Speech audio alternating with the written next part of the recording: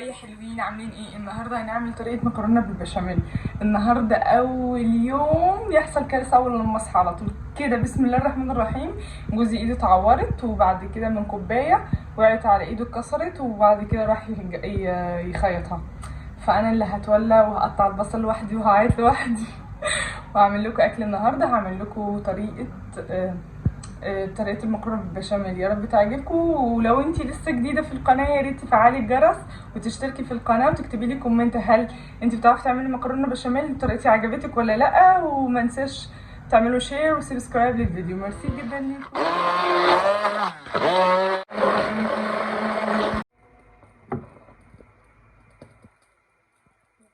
معانا عشان التعصيجه معانا كوبايه بصل، معانا نص كيلو لحمه، وهنحتاج كوب طماطم فريش، معلقه معجون طماطم، وواحده مرقه دجاج.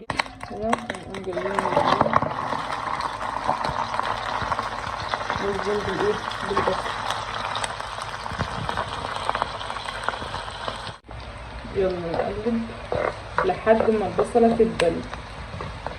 هنقلب ونقلب ونقلب ونسيبها تدبل شويه ونرجع لكم. البصله بقت ذهبي ازاي، حلوه. بعد ما البصله بتكون ذهبي كده بنبدا نقوم جايين حاطين،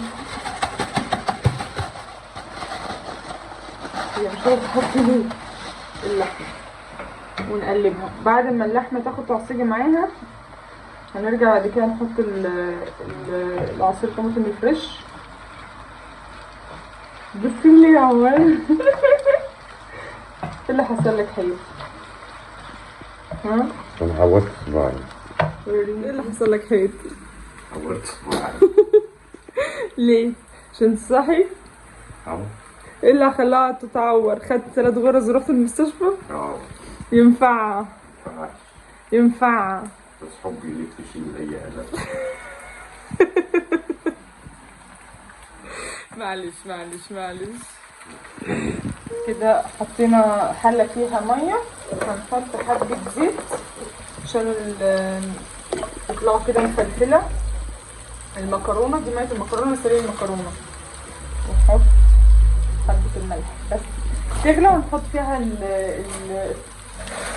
المكرونه بس لما تغلى. يلا اللحمه خدت ده بالظبط كده، بنبدا نضيف عليها الطماطم. دي الحاجات اللي ببدا اضيفها الاول. تمام. معجون الطماطم. يلا بندي تقليبه. مهم قوي تحط البهارات دلوقتي مع الزيت يتعمل عقبال ما نحط العصير الطماطم الفريش.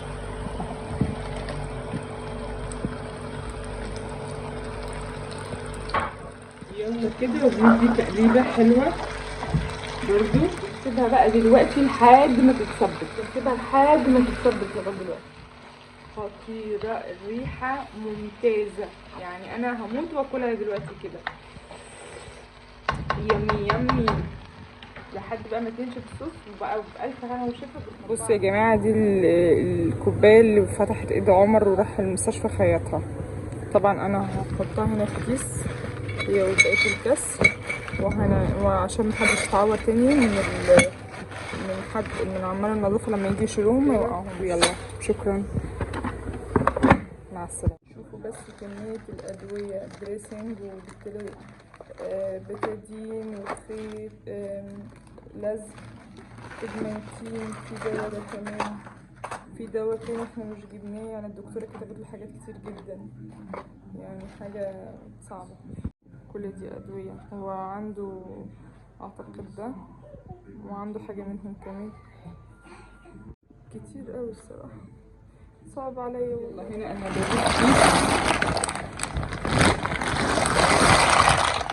كيس مكرونه بعد ما الميه بتفور، وهحط الكيس تاني اهو، ده كيس وشويه.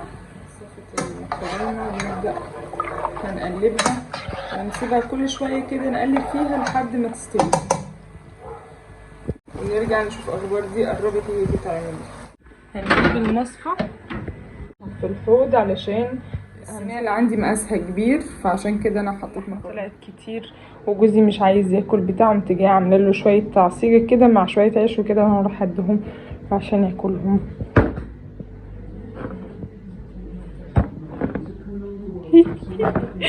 طب بيمشي هاتي.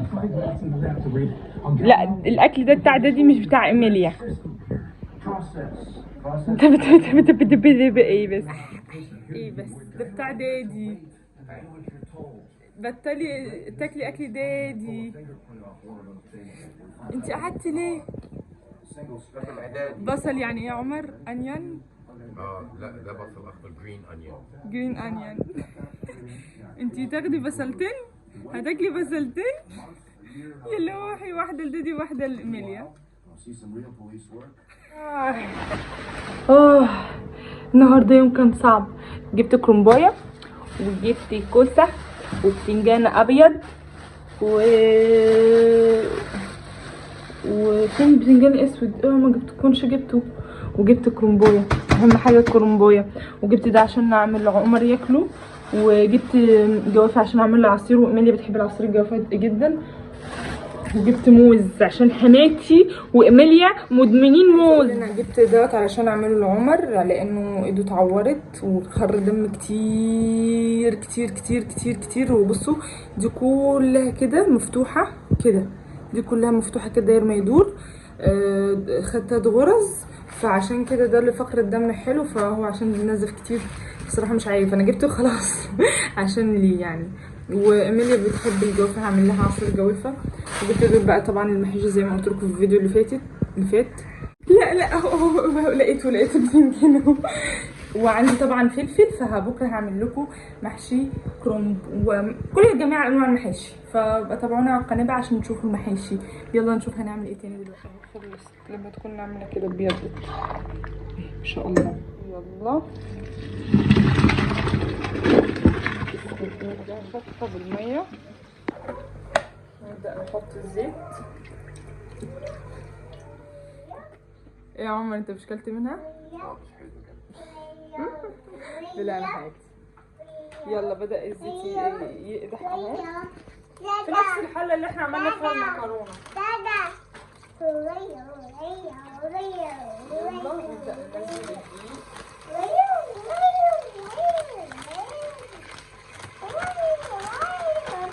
معلقتين كبار يا جماعة. نبدأ نقلب حسب إيميليا، نقلب لحد ما الزيت يتحمر مع الدقيق. اهو كده اول لما يفور كده يبقى معناها انه ايه، الدقيق حمر، الزيت حمر الدقيق. بيبقى عندنا لبن 1.5 لتر ونص. نبدأ ننزل تدريج كده واحدة واحدة ونقلب.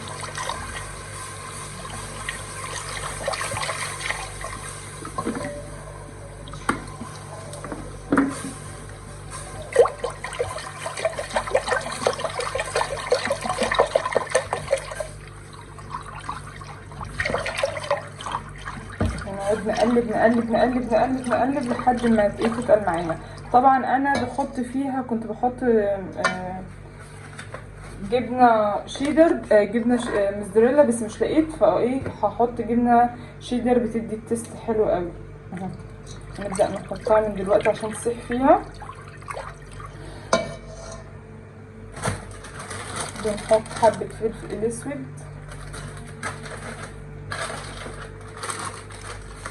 بنحط حبه ملح ونفضل نقلب.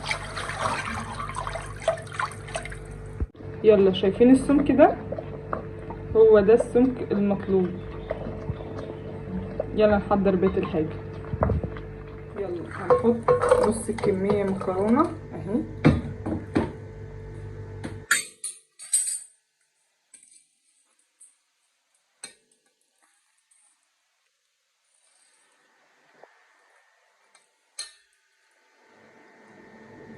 كبشتين بشاميل. يلا هنخلطهم.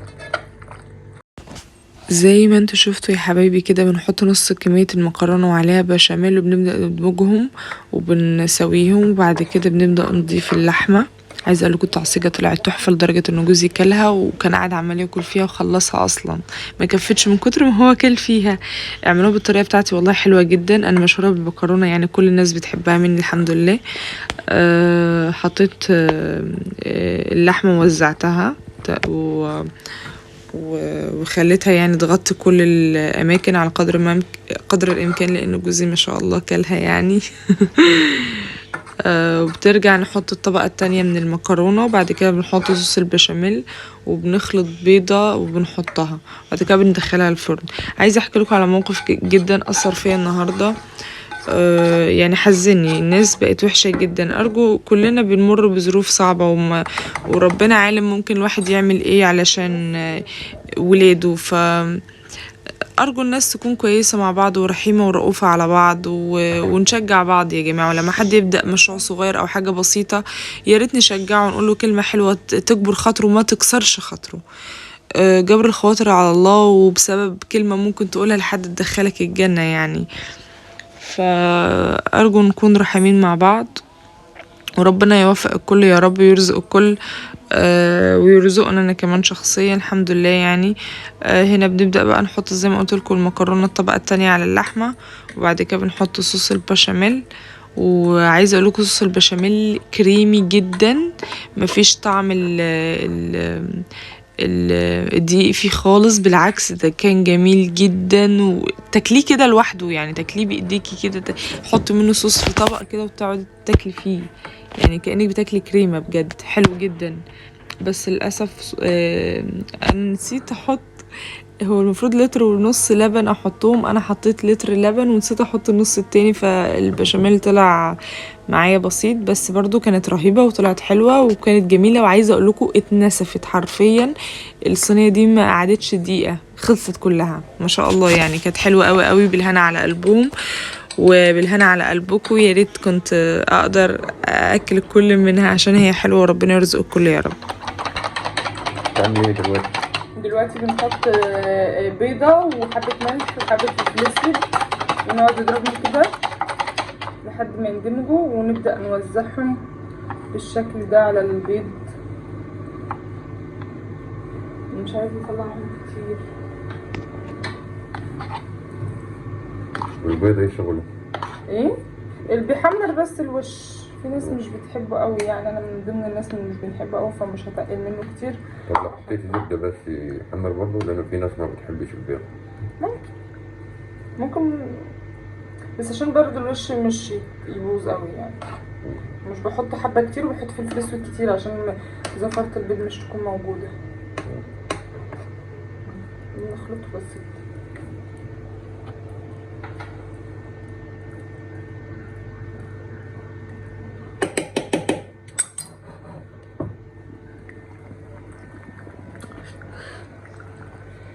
كده جاهزة تخش الفرن. استنى كده حاجة. يلا عمر بيه، تسلم لي صوابعينك حياتي. شكرا. وانا ماشيه لقيت واحده معاها 3 اطفال ماشيين وراها، وهي جايبه عربيه البيبي بس حاطه فيها الحاجات دي بتبيعها، وماشيه في الحياه متميز. فصعبت عليا، انا اشتريت والله ما كنتش عايزه اشتري، بس قلت ايه يلا مرزقها، انا اول مره اشوفها في المنطقه، فايه اشجعها ان اشتري منها يعني. معاها اطفال حرام مش ضد المساعده، هي بتشتغل.